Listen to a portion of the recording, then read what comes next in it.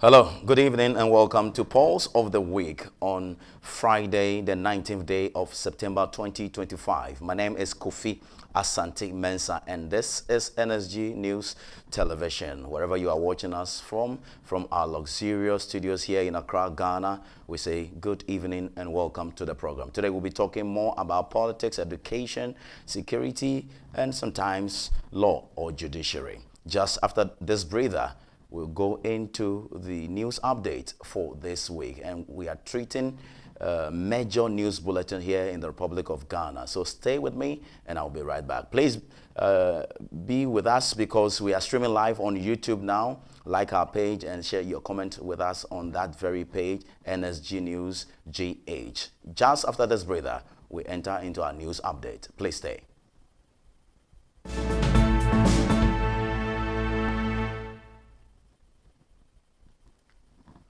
Hello and welcome once again. It's Kofi Asante Mensah on Pulse of the Week on Friday, the 19th day of September 2025.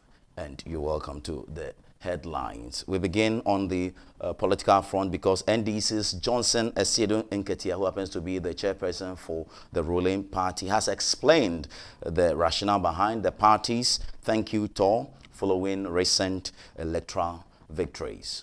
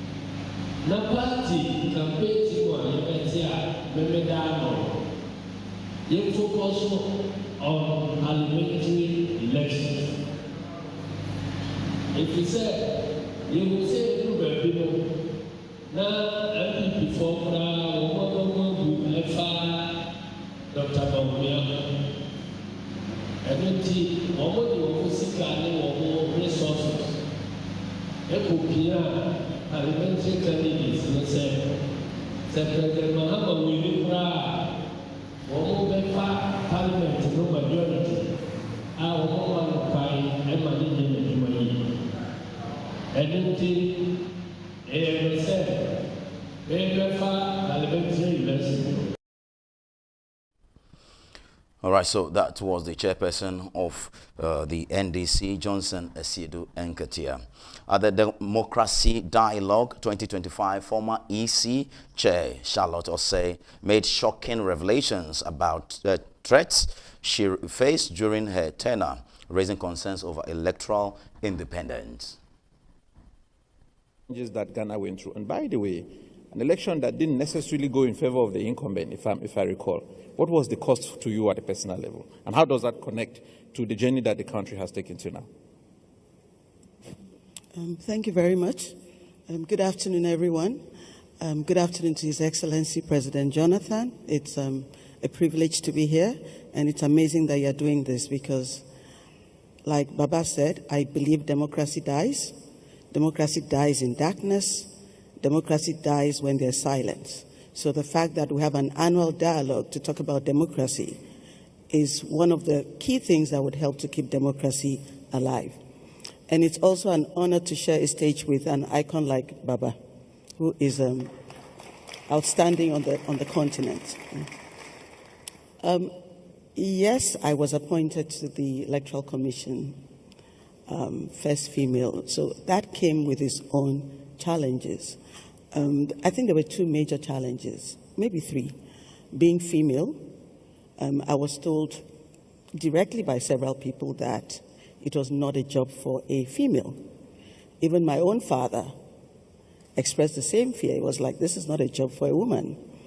A lot of people thought I was too young, especially because I was coming after a legendary figure, Dr. Farijan, who had been there for more than 20 years.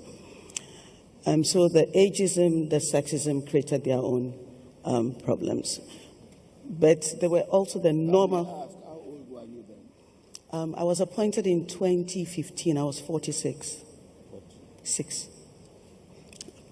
There are the usual troubles that come with chairing an electoral commission. I don't think those ones were unexpected.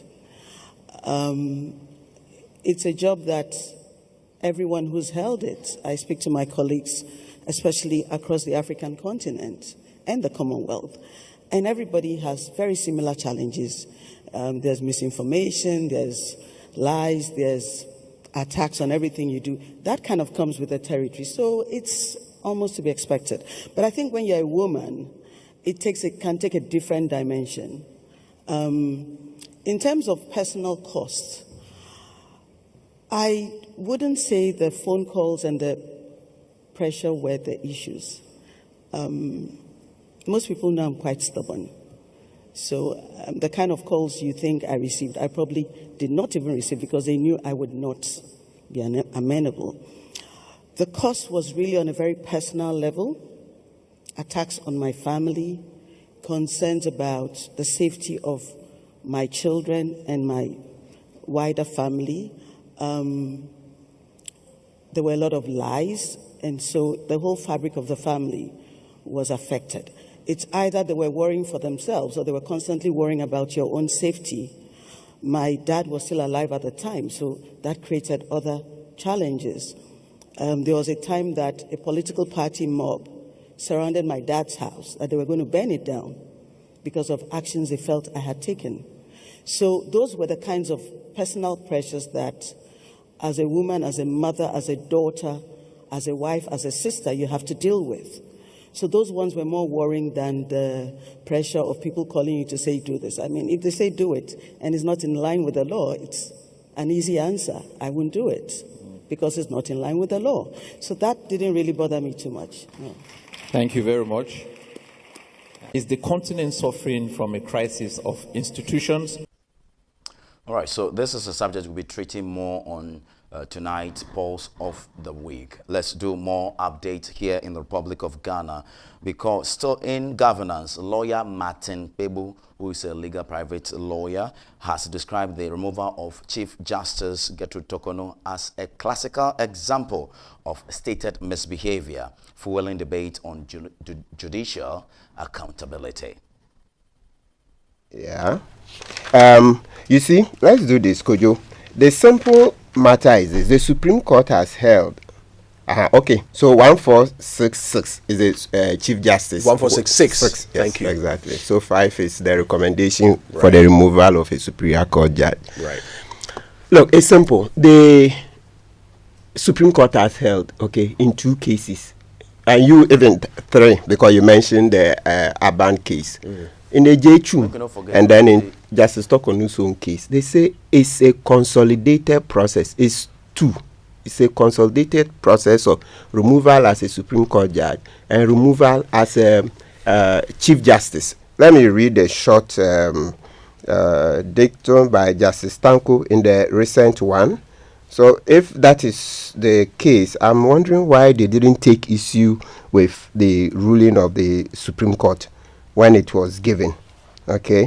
Because Justice Dankwah was very clear, Amadou Dankwah, okay, was very clear that, look, this process involves the removal of the Chief Justice as Chief Justice and also as a Supreme Court judge. That's why, let me just go straight to it. It says this: I have arrived at the conclusion that this application must fail without relish, mindful of the fact that the applicant, the Honorable Lady Chief Justice of the Republic, is going through a process that may define her career on the bench as Chief Justice and as a judge. Chief Justice and as a judge is 2. Then we go to the one you read earlier, Pega. Then there is a J-Chum. I've been scrolling since I came. I wanted to get the page in a J-Chum. A J-Chum, a J-Chum case, that's Dateba.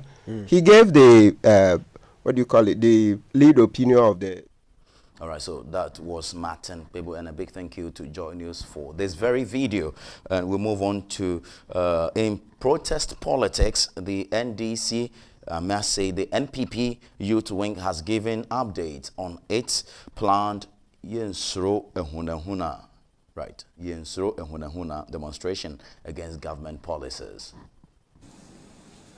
His Excellency Nana Addo Dankwa Akufo-Addo on the 7th of January 2025 handed power to His Excellency John Dramani Mahama as President of the Republic of Ghana after he won a decisive victory in the December polls.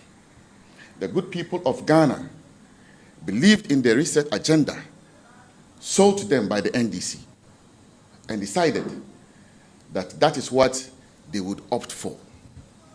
In the reset agenda, it is believed that the NDC and its government were coming to give us a better life.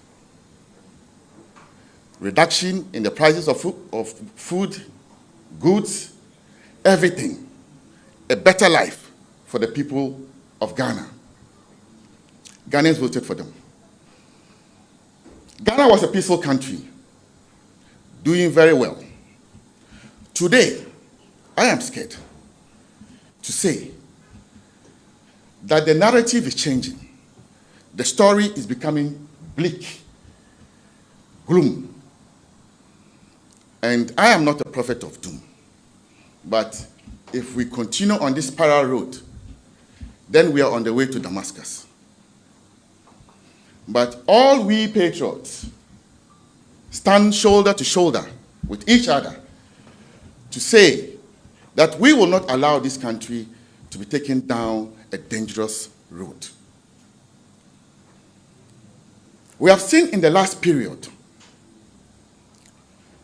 an evidenced pattern of gross abuse of power by the NDC government. Selective justice is taking center root in our society.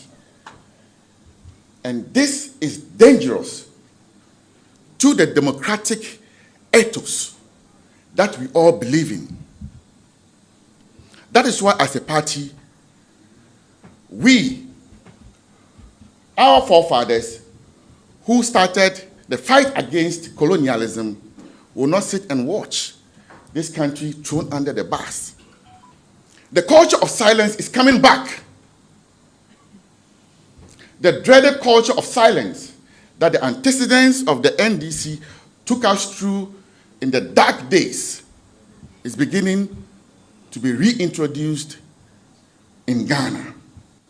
Today, people are getting scared to free their minds, to go on social media to write, or on TikTok to have conversations. Because the president has told us that today they have technology that they will use to crack down on citizens. However, Your Excellency, the Signals Bureau that President Nana Addo Dankwa Akufo-Addo established was for a good purpose, to protect the cyberspace of Ghana, its citizens, and not to persecute them. That Tuesday, we will all gather and show to the world our unbroken resolve, our tenacity, and our true spirit that we can't be broken. All right, so that was the youth organizer for the opposition New Patriotic Party, Salam Mustafa. Let's do some tradition and culture. Of course, tradition and culture took center stage in Kumasi, where Otumfuo Osei Tutu II was moved to tears as Sir Jonah read a touching tribute to the late Asante Hima, whose casket was carried in a solemn procession by Ghana's military. Is tribute by Otumfuo Osei Tutu II, Asante Hine, and this tribute will be read by Sir Dr. Sam Jonah. Otumfuo Osei Tutu Otosumienu Edie Nadio Bedie Nim Akinkai Sir Dr. Sam Jonah.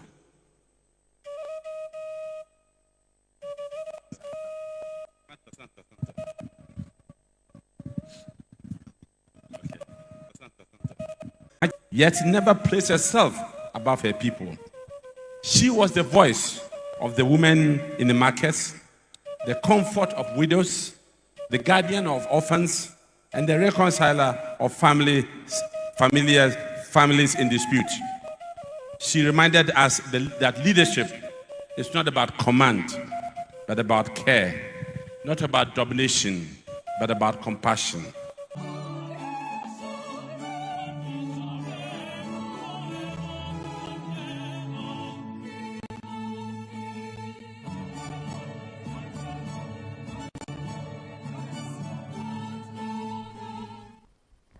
All right, so you are still watching NSG News Update here on Pulse of the Week with your man, Kofi Asante Mensah. Just a reminder that we are live and we are streaming live on NSG News TV on YouTube. Please join us, share some few comments and share our link as well. Let's do some more stories because in Parliament, Minority Leader, I must say, Honorable Afenyo Markin, drew praise from the NDC after openly telling his own party, the NPP, some hard truths.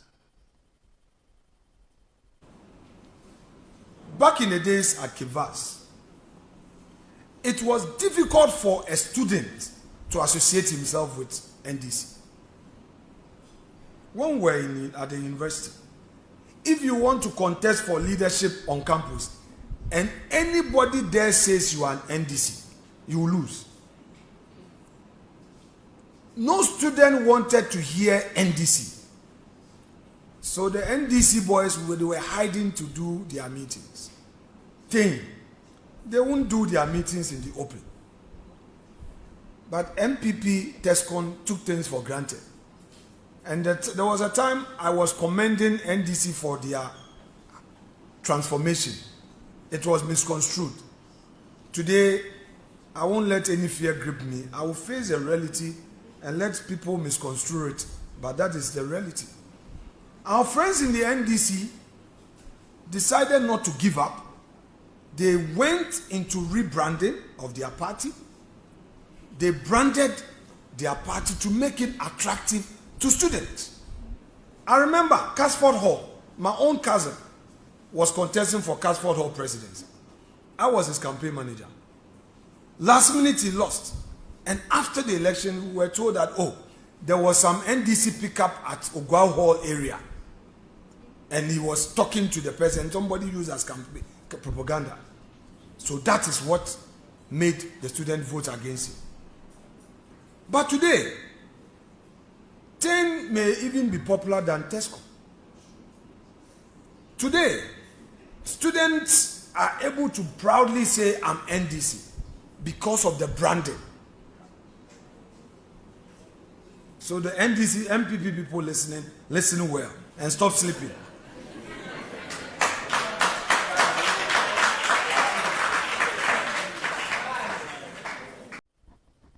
So the voice of Osahene Afenyo Markin at Unimark, they organized a program over there, and he was there to speak. Let's do some education stories because placement challenges persist as over 107,000 SHS candidates have been forced to self-place due to high demand in preferred schools. This remarkable milestone reflects our collective progress in expanding access to secondary education I am pleased to announce that 483,800 candidates, representing 82%, have been successfully placed. Of this figure, 248,038 students are female, constituting 51.4%, and 234,783 are males, constituting 48.6%. However, 107,509 candidates, making up 18.2%, could not be matched with their initial choices due to the high demand for Category A schools. The 70 private schools we currently have on a pilot basis could not be added for the automatic selection. But we have added them onto the system and they are available through the self-placement process.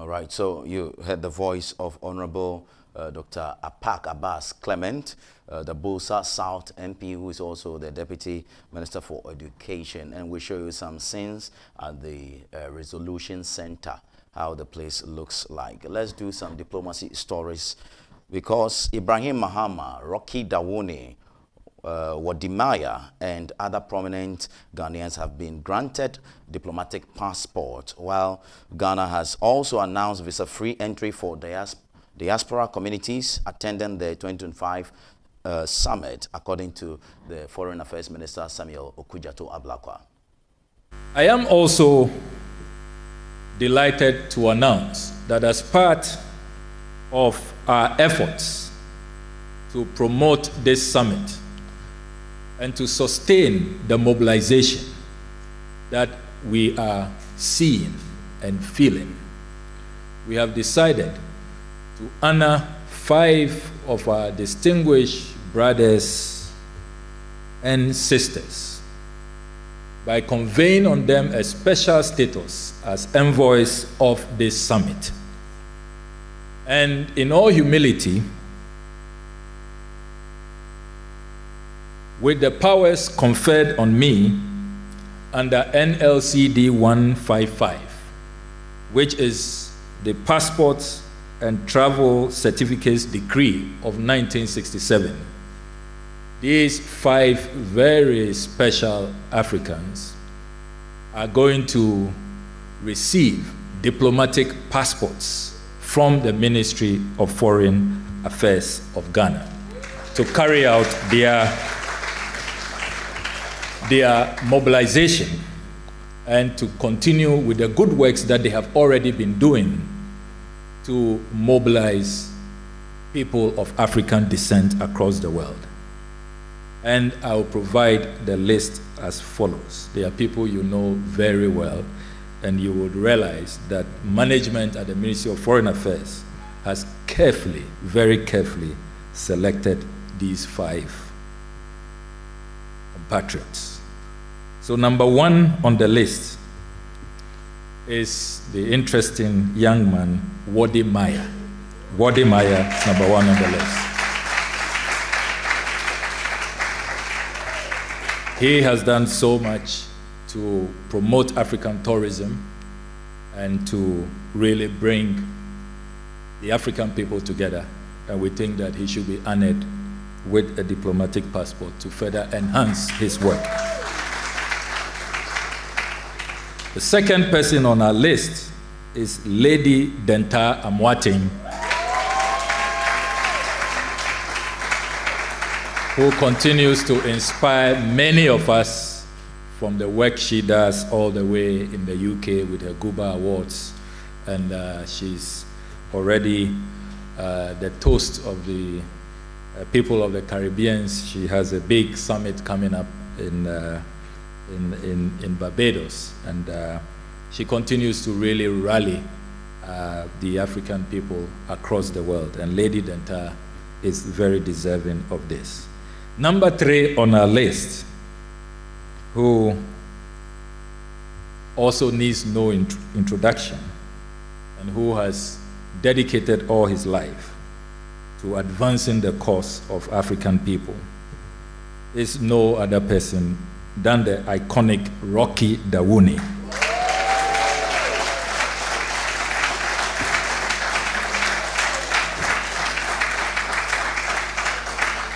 And I know our ministry will receive some special blessings from Jah Rastafari for this decision.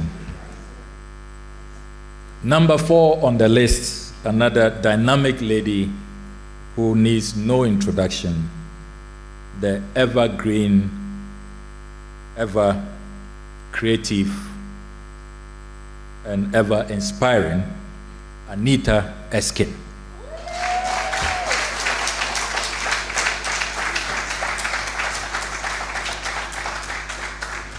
Number 5, last but not the least, has a very interesting background from all of these others. But through his art and his paintings, has really brought renown to the African people. And I'm referring to the one and only Ibrahim Muhammad. Biggest issues we have is quackery. And the first part of... For the 2025 Diaspora Summit to succeed, we at the Ministry of Foreign Affairs have decided very significantly that all our brothers and sisters who indicate that they are traveling to Ghana to attend the Diaspora Summit, they will not be required to apply for visas. They will travel to Ghana visa-free. Right, thank you very much. And we'll move on to a very last story or final update for this evening. It has to do with health and security, because 4 individuals have been arrested for impersonating medical doctors, raising some fresh concerns and alarms over public safety. This presentation are dedicated to, and it takes a lot of high-risk interventions to be able to investigate quackery. I've itemized that we have had a few quacks in the system.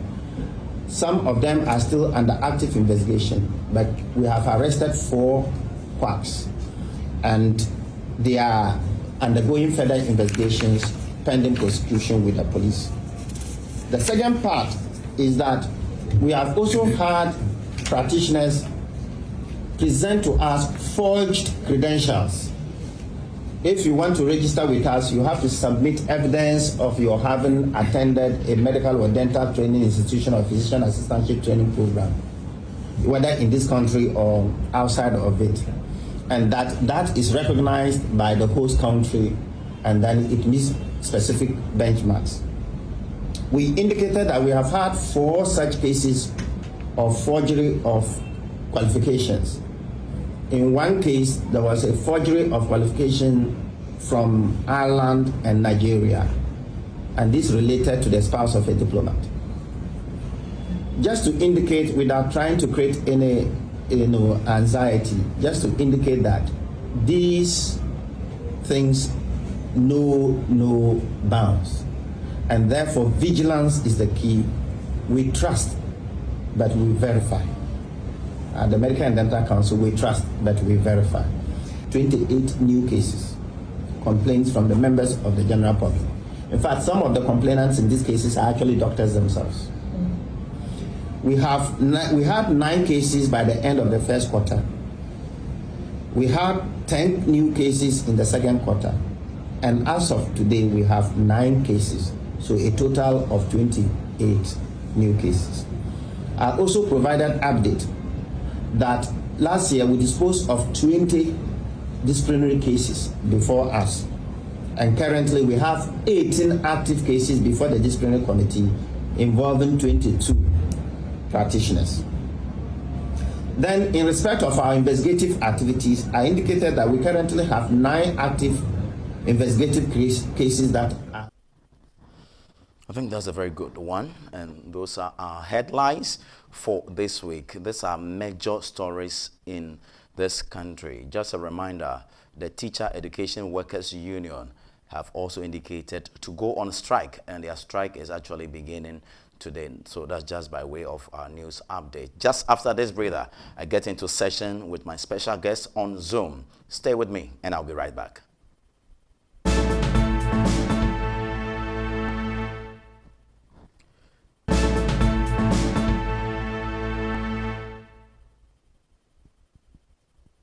All right, so welcome back. It's still Pulse of the Week, and this is the discussion part of the program, Pulse of the Week, the 19th day of September 2025. My name is Kofi Asante Mensah, and we are streaming live on YouTube, and our channel's name is NSG News TV. Please join us over there and share our link. If you have some comment, you can feel free to share them with us, and we'll read them for the whole world to listen. Let's get into session. Time to introduce our boss, the host of the Hot Seat exclusives here on NSG News. And his name is Mr. Eamn Liquid. Mr. Eamn Liquid, good evening and welcome. Good evening. Thank you for inviting me. You're welcome. Our second guest on Zoom is Mr. Mussah Dankwah, Executive Director, Global Info Analytics. Mr. Mussah Dankwah, are you safe in your village? I'm very safe. Thank you very much.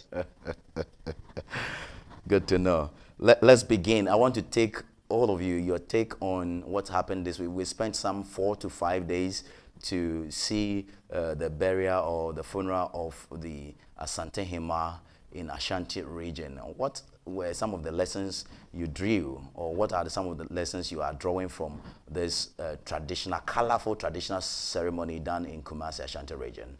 Let me start with you, Eamn. Thank you. And Mussah, thank you also for being here tonight. I want to share the platform with you. I must say I've been watching you on this channel, and your fact-based analysis are very profound. Thank you. Thank you. What can I say? That's our tradition. These are the things that has been part of us since time immemorial. So it is being showcased. What can I say? I can't criticize it. There's nothing much to criticize than to say, well done. If that's how it's done, that's how it's done. I know you are outside the country. When the Queen of England passed on, you saw much ceremonies, colorful ceremonies like this over there. Doing a quick comparison, how can you rate ours? The difference is that when you look at the United Kingdom, it's like it's a monarch. The whole nation recognizes it.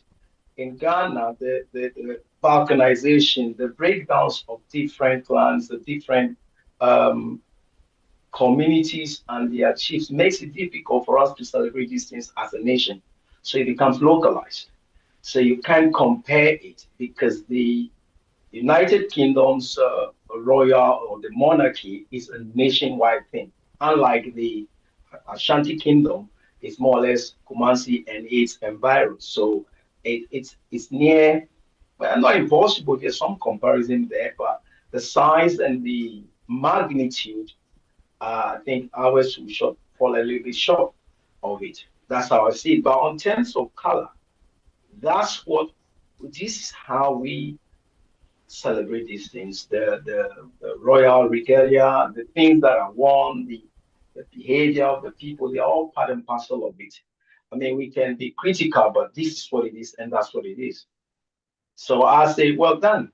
We don't look forward to people dying, and we don't have to wait for people to die for us to express how we live.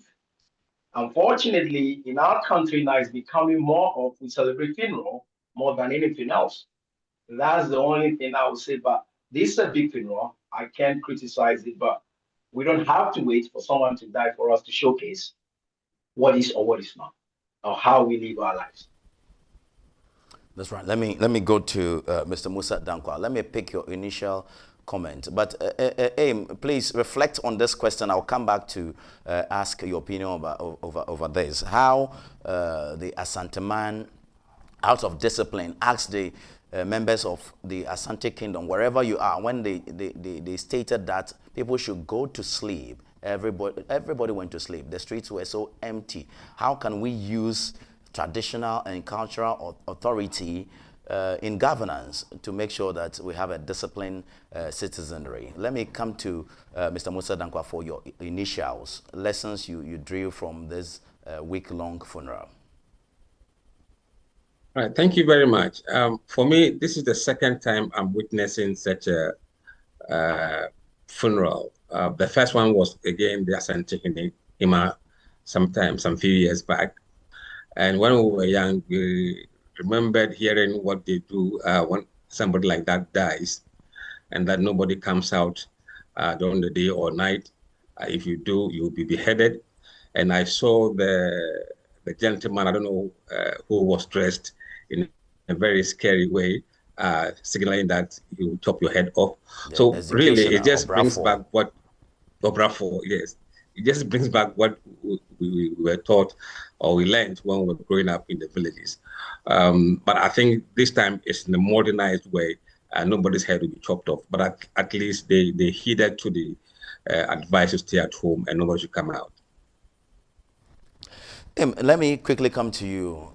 Drawing all these comparisons with the UK and our traditions here in Ghana, don't you think we can use chiefs and traditional rulers to be able to curb the menace in our society, especially Galamsey? What do you think? Of course we can. And ideally, that should be the way. And this is why our constitution gives in room to the traditional council. But the question is how effective it is. That's why I'll put it, because there's provision within our constitution for the traditional participation in governance. So the question is why we're not using it. Because the people tend to listen to their traditional leaders most of the time. I'm a royal myself. My grandmother has been a queen mother for over 65 years before she passed. And when she talked to the people, they listened. So the question should be, why are we not engaging the traditional council to enforce some of the provisions of governance or the demands or regulatory demands on governance? Because of course, if the royals should be engaged in attempts to curb these Galamsey destructive behaviors, I would think we should be able to come on top of it. But Eamn, don't you think our 1992 constitution barred them from active politics? That's the it. Reason. Or it has become a common in practices.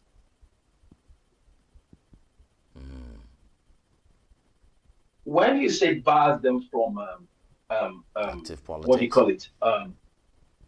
Partisan politics. No, governance and partisan activities are two different things. I mean, Mussah is there, he can counter what I'm saying, but I think campaigning and getting involved in partisan activities is different to managing the country. Let's be circumspect on this. And are we involving our traditional rulers in governance? I said we should, because what's the provision of the regional and the district house of chiefs? What is the purpose? just for the chiefs to gather and go home and drink water? They advise government. Good. So the provision is there. That's what I'm challenging. The provision is there. Are we using it? Do we want to use it? But you know, governments are not obliged to take their advice.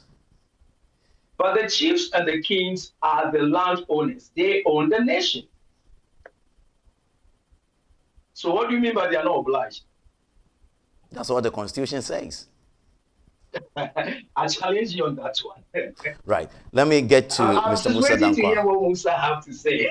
That's right. I want to quickly get to Mr. Mussah Dankwah on this take. Mr. Mussah Dankwah, that's what's my your take position on on that matter. Grateful.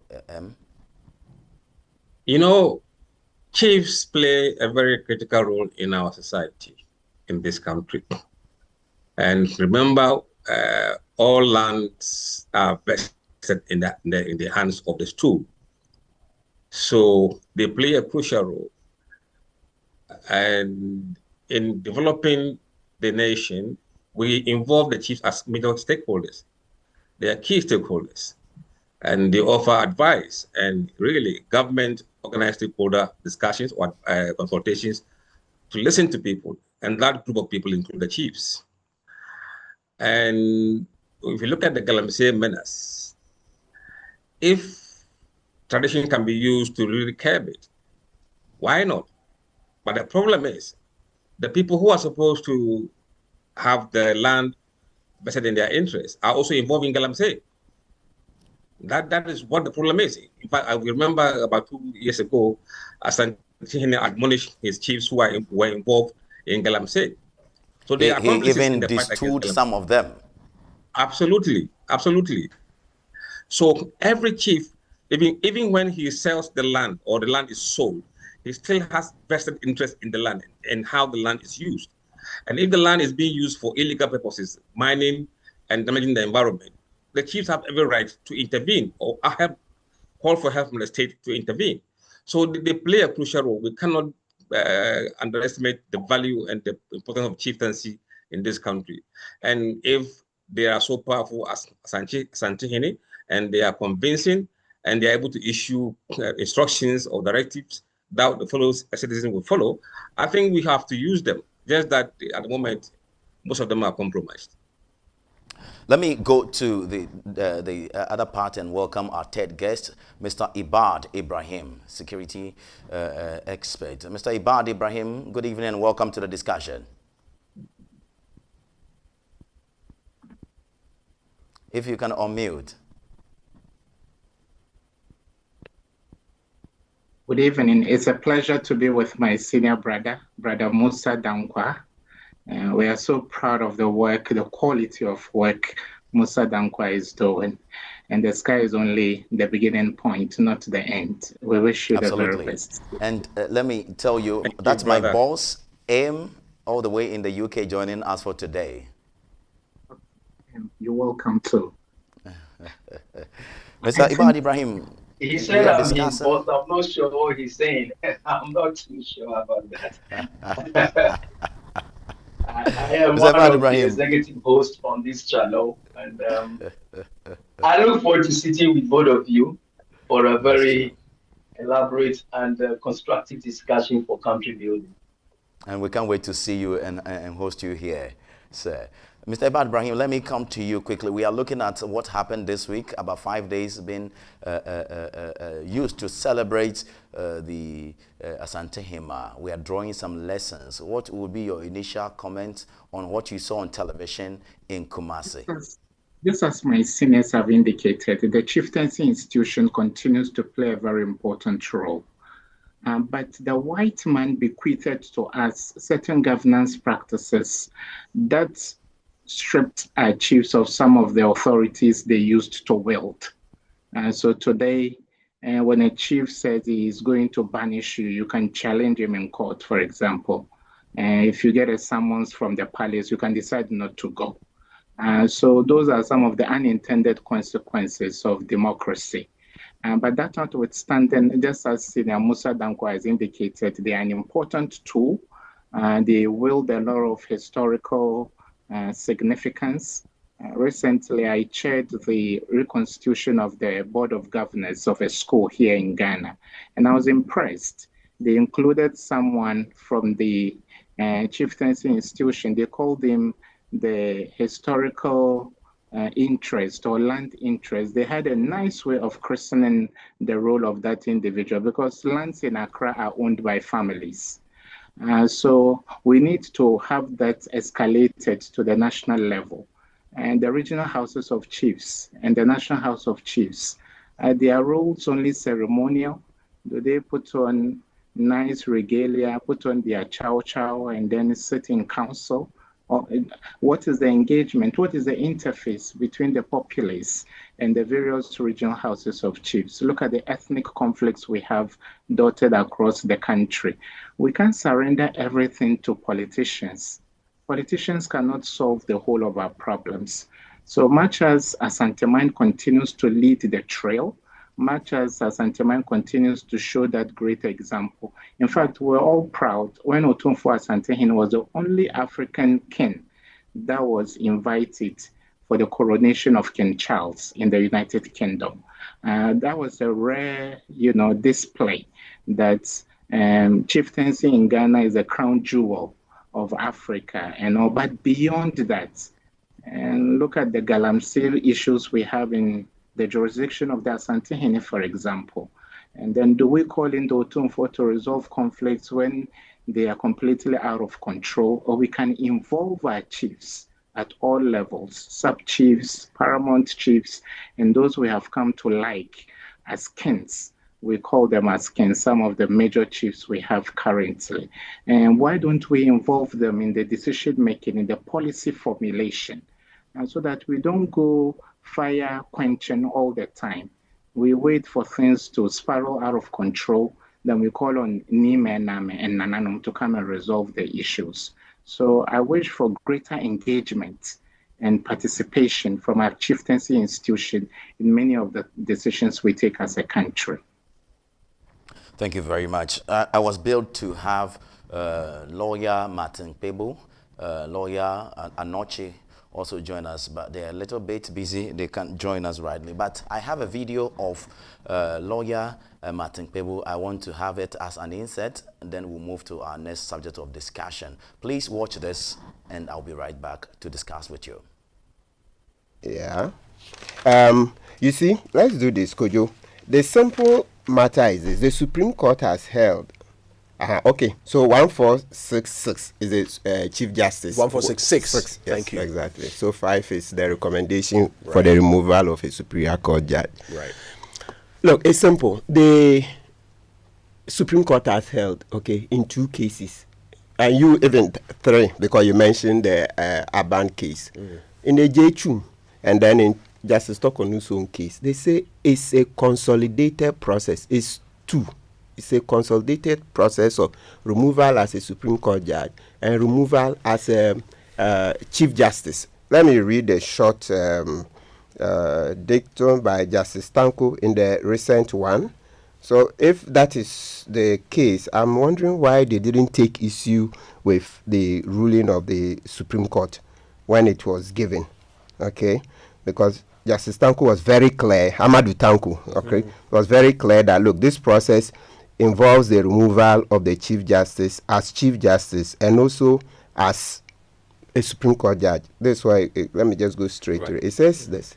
I have arrived at the conclusion that this application must fail without relish, mindful of the fact that the applicant, the Honorable Lady Chief Justice of the Republic, is going through a process that may define her career on the bench as Chief Justice and as a judge.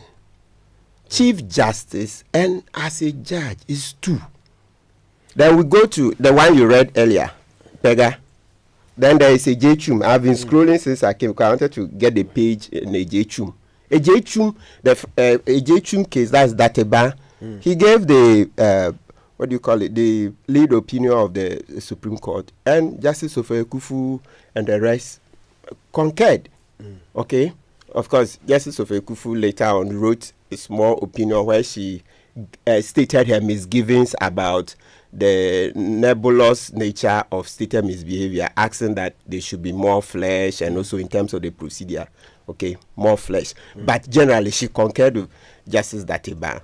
So it's been very, known to us in the legal community that it's a dual process, 2 in 1.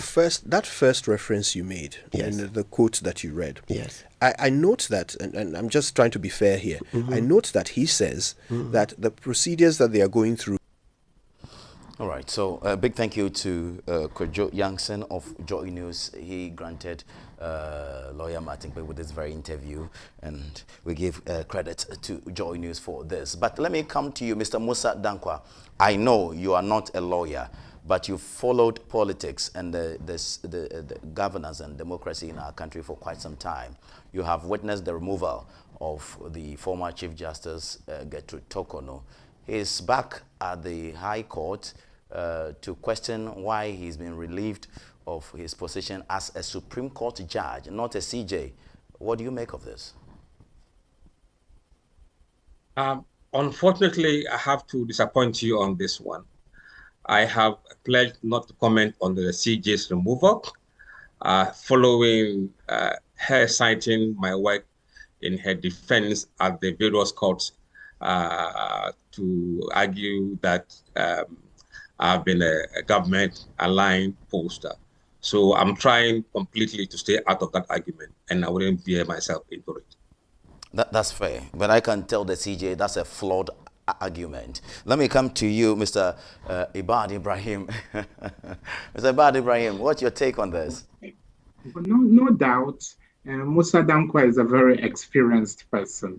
We walked into a minefield about a decade ago when we started, security and international relations analysis. I was working at the Palestine Embassy at that time. I had privileged information on the Gitmo tool, but I was too young and naive at that time. And I was speaking with the same person, and lawyer Martin Kpe was played back on right now, Kojo Youngson. I was on the Super Morning Show about 10 years ago. And then I was talking about the need for us to take preemptive measures to protect ourselves, and the fact that we should unite, and bringing in the Gitmo tool didn't have any security implication. Then I slipped and then let out the fact that the Americans, and of course at that time I was connected with the Americans and the American embassy, and the Americans had duly informed an opposition leader at that time. So people were feigning ignorance for political points. So as young as I was at that time, my age was brought to question, my credentials. So I really appreciate the maturity my senior brother, Mussah Dankwah, is showing. Politicians, no matter how, good your work is, any comment you make that makes them look bad at the polls, you will bear the consequences. And I was on a program on the day of the by-election, and people were, getting at Brother Mussah Dankwah. I said, no. Please, he's doing a great job for the Republic of Ghana. You may disagree, but you can't bring to question the quality of work. Mussah is now going beyond Ghana. Actually, you can be a pollster for any part of the world. So I can only wish my senior brother well. There are things you really, genuinely have a very nationalistic position on. But if you share that opinion, there are wild, party boys that will be unleashed on you. Even your wife will be wondering whether you are actually a husband, because the way they would run you down. So Mussah can continue to walk the tightrope so that all these people who don't mean too well for Ghana don't put, any blockade on his work that he's doing for the Republic of Ghana. On the Chief Justice, right? I have taken my ambassador to a Chief Justice before. There's a nexus between security and the justice delivery system. But unfortunately, in this part of the world, there seems to be judicial selectivity based upon which docket is being dealt with. And I believe our mother, the Chief Justice, is only a victim of circumstance. I believe that too much power is vested in the executive arm of government. when the stroke of pen from the president can decide the fate of a chief justice, then it brings to question the checks and balances these three arms of government are supposed to serve. So I'm neutral on this issue. A slew of accusations or allegations were made against her mother, and she escalated the issue to the ECOWAS, humanitarian court to seek redress. But I was wondering, even if she won internationally, who would approve her budget to operate here in the Republic of Ghana? It would be the same appointing authority that is seeking an exit. It's just like Dampare, the IGP. I saw people demonstrating why the president had asked him to go on retirement. So even if you reinstate him, and my lecturer, Professor Kwesienin, and others went to court, and I believe it was a good academic exercise. But beyond that, there would be love lost between the appointing authority and the one who is foisted on them with the law. Because if the law says you can't summarily take away an IGP or a chief justice, yes, of course, the person can be reinstated by the courts. But eventually, the budget is going to operate, is going to be approved by the same appointing authority. So but you have no power to say you won't approve that budget because the Constitution grants you the nod to approve those budgets. You can't say no. We have many ways of circumventing, constitutional, roles or responsibilities. Okay. Please don't forget an anti-LGBT, act went to the table of the president, and the president decided not to sign. Actually, when in fact by law the president is supposed to sign. He cited that there was a case in court, so until that case is relinquished, he can't sign it. That was his explanation. Well, the point is that politicians always, you can have your say, but they will have their way at the end of the day. And so I felt that her mother could have, in dignity, walked away from the job. And there are many ways you can serve the Republic of Ghana. She could have taken up other roles, a Council of State member and others. But for her to fight back, that opened her up for more, accusations and all that. But I think Mr. Irbad, you don't think it is also good for education or judicial education, the way she is frontally fighting this? She cited that in one of her press conferences that a president doesn't need to be set this way. So just as we've had in the past few years, every party coming with its own electoral commissioner. We don't want a situation whereby every political party that wins comes with its own chief justice. So I think it was a good, legal exercise from her, but the collateral damage on her person, on her family, and all that was quite damning and devastating, unfortunately, Kofi Asante. Mr. Eamn, Liquid, let me come to you. Considering the fact that the first time this was done was somewhere in Cromer's time, in 1963, and the Fourth Republic, 2025, we have the nerves, John Dramani Mahama, to sack the Chief Justice from office. Now she's up in arms. She says, I can't be, for want of a better expression, the headmaster. You sack the headmaster. If I still want to teach in the school, you say no. Why can't I be a Supreme Court judge, if not the leader of all justices as Chief Justice? Yeah. First of all, just to also comment on the fact that Mr. Dankwah's work has been murdered with this partisan politics and Ghana politics of search and eat and bite and everything that comes with it. It's rather unfortunate that our institutions then tend to be kind of, I don't want to use the word witch hunt, but prevented from functioning because these are the systems that help, or individuals that help us to actually become a formidable country, governance, and everything that comes with it. So it's rather unfortunate that it's gone that way. But to come to the Chief Justice's case, as you said earlier, I'm no lawyer, but the question is, being a Chief Justice and the Justice of the Court, what is the process? What's the procedure? Does one act means the other is affected? These are just common sense questions we have to ask. Someone said one of the ways to survive in Ghana is for you to become a lawyer so you can play the system. That's what somebody said to me. So everybody wants to become a lawyer. So are they playing the system? What is the provision? Is it possible that she could be removed as a Chief Justice and still function as a Justice of the Court? Those are the questions. So, but unfortunately, in our country, even the police functioning, someone is going to make it a partisan argument. So everything has become a gray area. There's no clarity on what is or what is not. For instance, a few minutes ago, we're talking about the Council of Chiefs, how they should function. And now it seems like they're just ceremonial heads. That's the only few things that I can say about this Chief Justice issue. Because look, it has become history. There was a gentleman that was on NSG News previously with yourself who argued the fact that we should give Muhammad the benefit of the doubt that he has actually been followed the process. His predecessor, Nana Akufo-Addo, didn't he? Just kick whoever is brought to him, just kick that. He didn't go through the process. So the argument of what is done is right or not, it's not the issue. Have they followed the process? The provision is in the Constitution that this can be done. So now, have they followed the process? If we are now going to argue the fact that the findings were unfounded, there's a different argument. That's where I will leave it. If she wants to fight it, it just leaves a precedence for us. It helps us to make reference in the future. This has happened before. This is what she has done.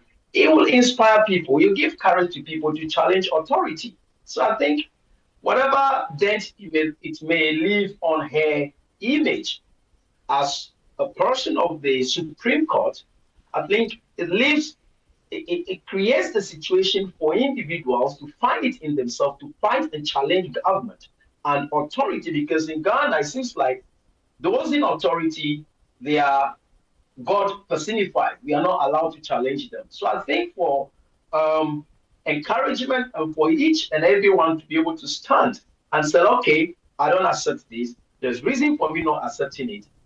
I'm challenging it. I think it's good for us. So let's see what comes out of her challenge. All right. Thank you very much. We'll move to a very final last two subjects for discussion this evening, and we'll call it an evening. The very next subject has to do with democracy. Is democracy dying in Africa? We have seen several military takeovers and how the youth applaud the military coups and what have you. And this very week, I think on Wednesday, former president for Nigeria, Mr. Goodluck Jonathan, was here in Ghana to organize what we call the Democracy Dialogue. There have been a lot of fallout from that very program. But the key question is democracy dying in Africa? I would love to start with you, Mr. Mussah Dankwah. Is democracy dying?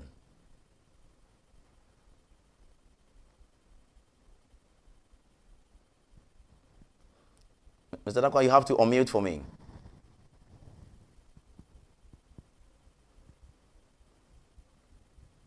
Yes, sorry about that. Right.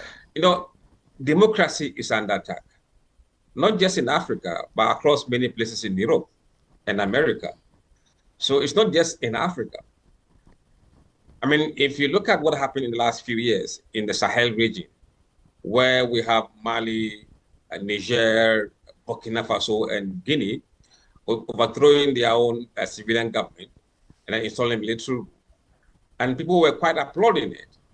In fact, around that time, there was a survey that was done in Ghana, and we assessed people's view regarding democracy. We asked them whether democracy is military rule is sometimes a solution to our issues in Africa. 55% of them say yes, sometimes it's good to have military rule in Africa. And that was frightening. Why?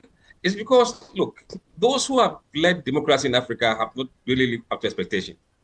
Some of them, they just, they just pay lip service to democracy. And they don't actually mean sincerely what democracy is supposed to be.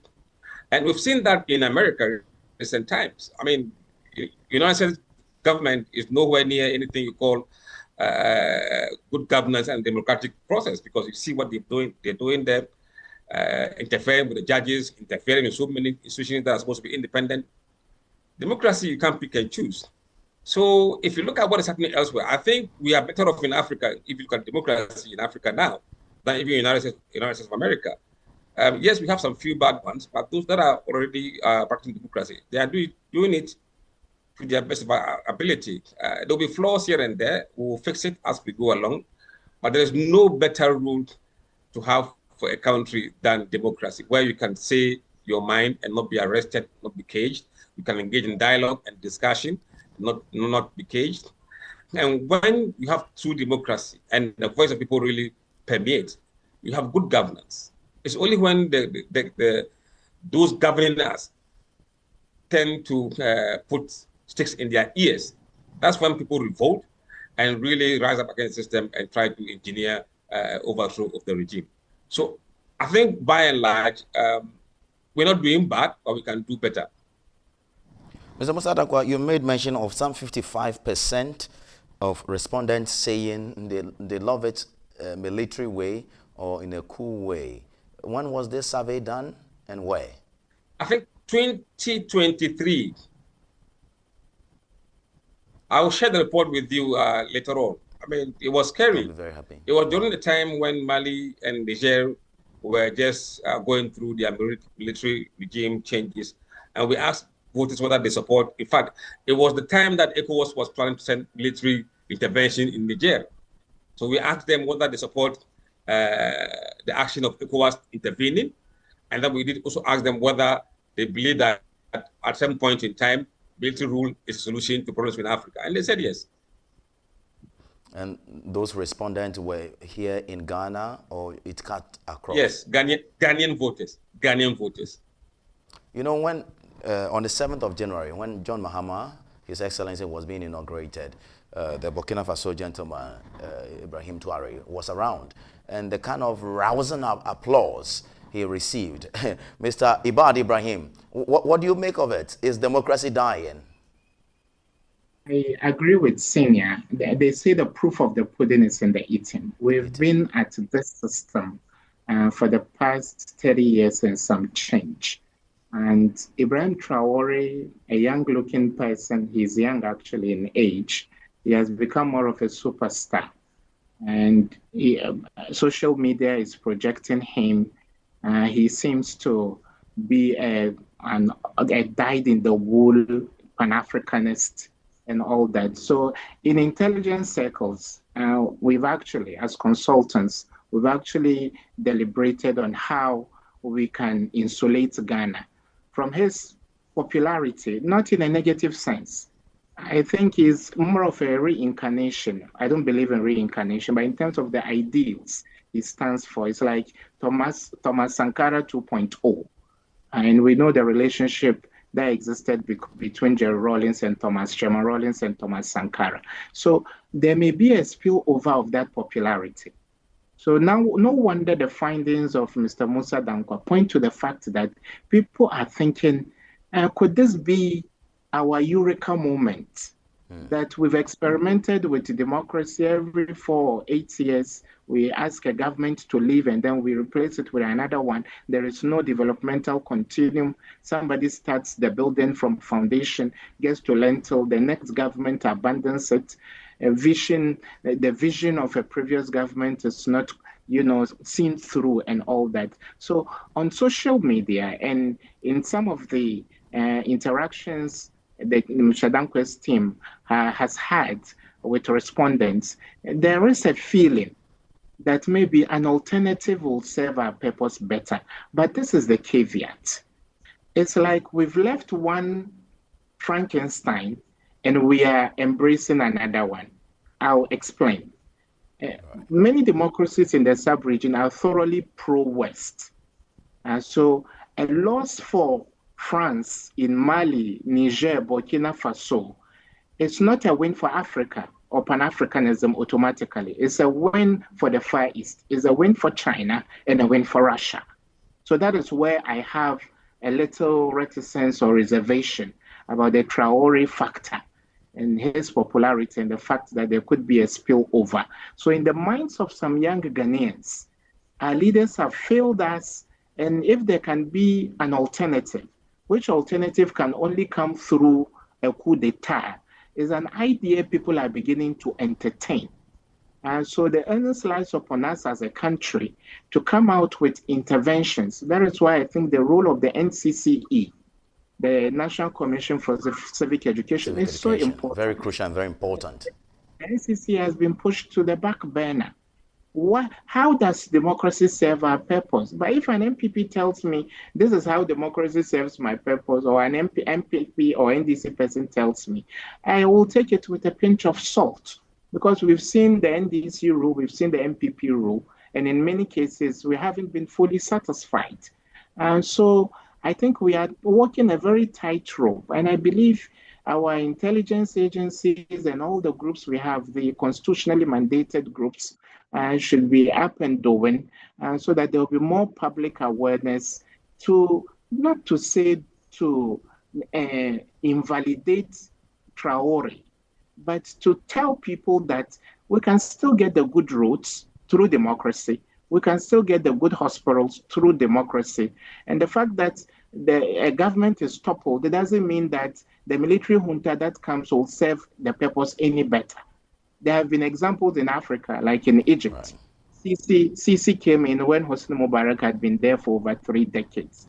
Sisi just removed this military gap or military fatigue and has put on a suit, and is ruling for years on end. And in La Côte d'Ivoire, neighboring La Côte d'Ivoire, there were accusations that Alassane Ouattara was going to be any different. Alassane Ouattara has come, he's going for his 3rd term. So there are no assurances, there are no guarantees that if we topple the current system, the alternative will serve us any better. But I agree with the findings of Senior Mussah Dankwah that young people, especially people who see and read about what is happening in Burkina Faso, are beginning to entertain the idea that a coup may serve the Republic of Ghana and its people better. I'm coming to you. What is democracy if I can't get water to drink? Galamsey is spoiling all water bodies in our country. What is democracy if I can't get good roads? What is democracy if there is no bread and butter? I'm insecure.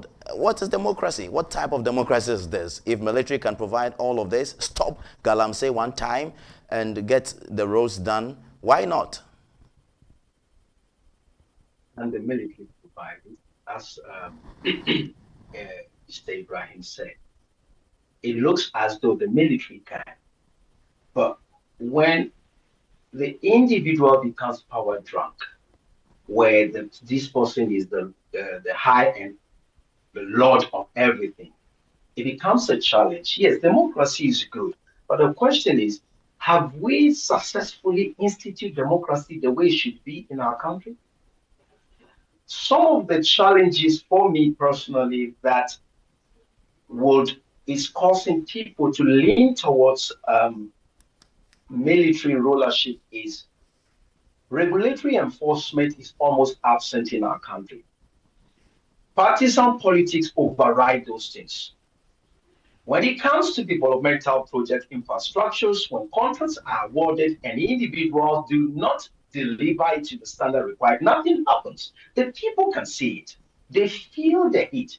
So it's not like the the military provision or option as rulership is the desired or the ideal for the people. But like you said, Traore now he's become like the king of Africa. Internet is projecting it. Everywhere you pass, him. But as Mr. Dankwah said earlier on, democracy is on a decline globally. That's a fact. When I sat with Professor Kwesi last year, he cited the same thing as being a general issue. But when we come to Ghana, as a nation, have we now taken this democracy and fashioned it to fit ourselves? For instance, we talked about the Council of Chiefs. Those are things within our democracy that makes it different to other nations.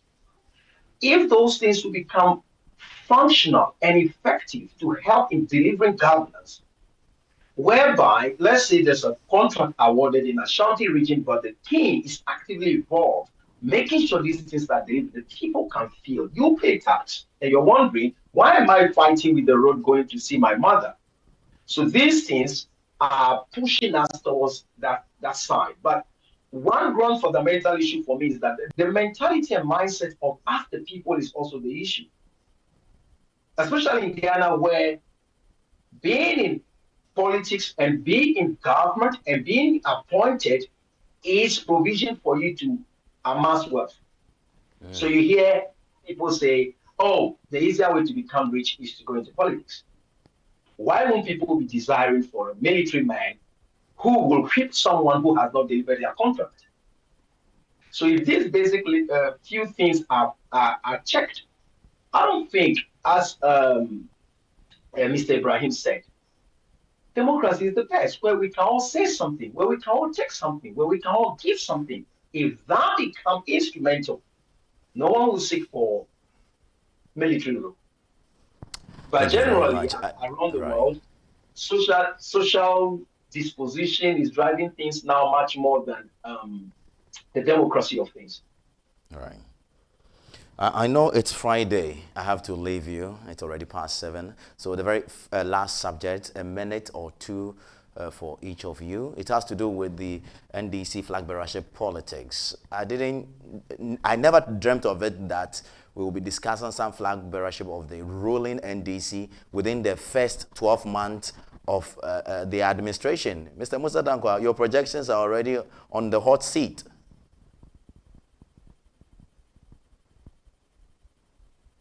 Mr. Mussah Dankwah, you have to unmute for me, please.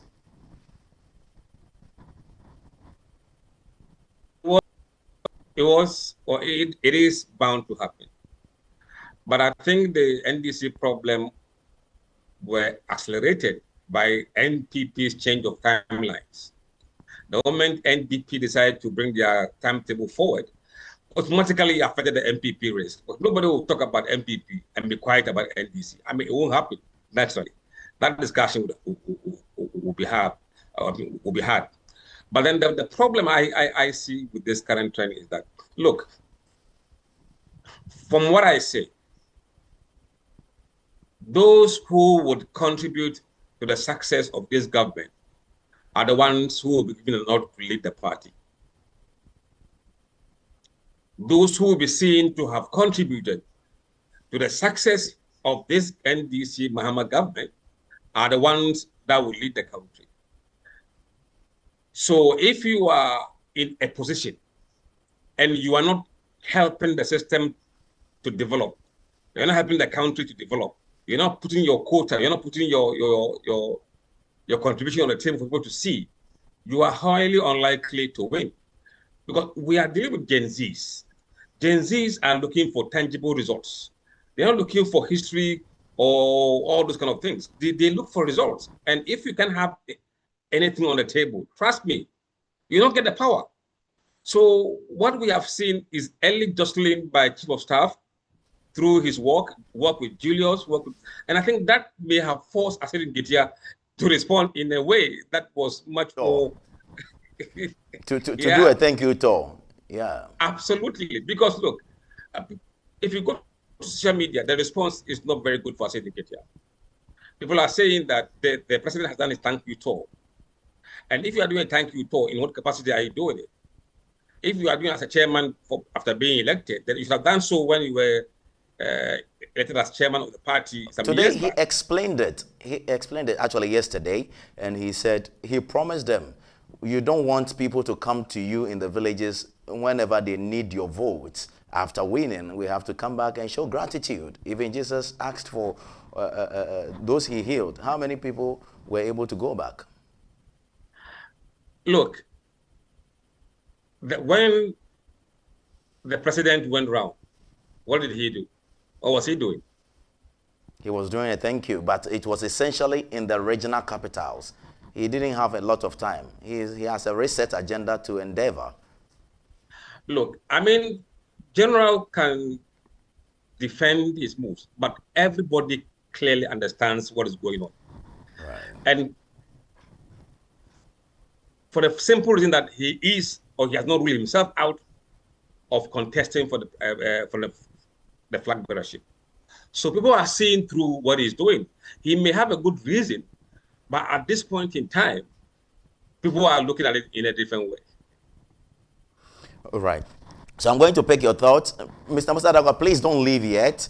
Eamn and Irbad, I'm going to pick your thoughts just after this breather. Please don't go anywhere. Just 30 seconds and I'll be right here. Please stay. Oh, no beginning. Get used to it. I have stepped into my new beginning. Yesterday is gone. Yesterday of darkness is gone. A new beginning. Yeah, yeah, yeah, yeah.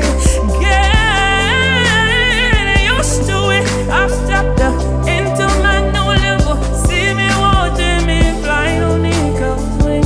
A whole new beginning.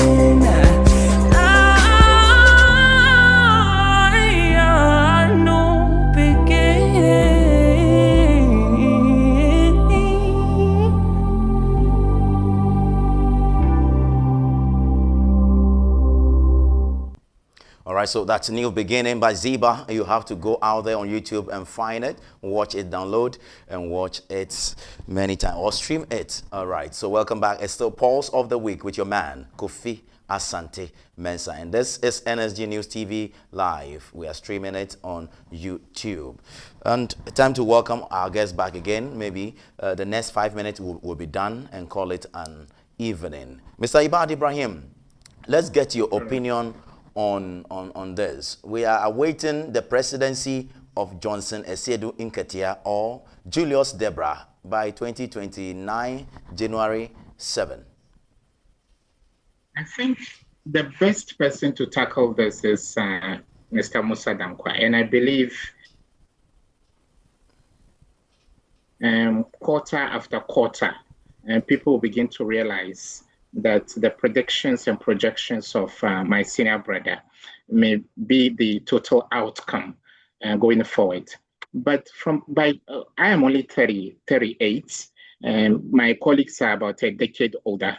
I've witnessed a few elections, and I voted both ways, actually. I voted the NDC before, I voted the MPP before. There are indices that make a flag bearer attractive. In the past, because we started our Fourth Republic with Chairman Rawlings, one key ingredient was about the looks of the flag bearer. Right. So when we were young, if Mussah Dankwah speaks Hausa, I know he speaks Arabic or usually the local Arabia. When we were young, in the 1996, that came to the Zongo community. And I'll say it in Hausa. Yara kuki so. I really, Mr. Mussah Dankwah, I can't translate this.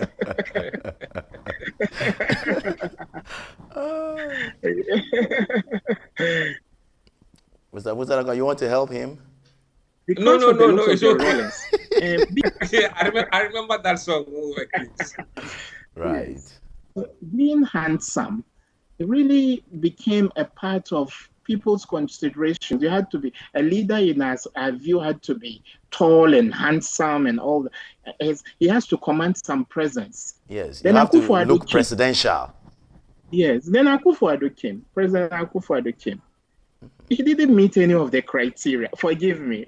I'm sure they say beauty lies in the eyes of the beholder. But I realized when Nana-Addo was elected, he was growing ever more handsome with the passage of time. He's a handsome man. But the issue of height, looks, and all that, and that issue was completely defied by the election of His Excellency Nana-Addo Dankwa Akufo-Addo. So on face value, one would say Asiedu Nketia doesn't command presence. He's so thin and lanky. Usually, when a woman even wants to marry, if you are a suitor, and they say, oh, Bema Tintin Gram. Like when you are coming, your steps should even indicate that a man is coming.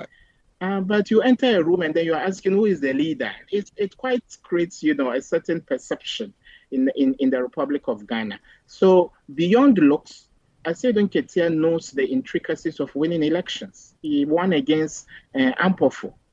So he can win. He's a grassroots man and all that. He may win the flag bearership, but will he be embraced? And sometimes it's better when you leave the stage while the applause is loudest. I ask my political friends, when the person is an MP, I ask him, what is your next vision?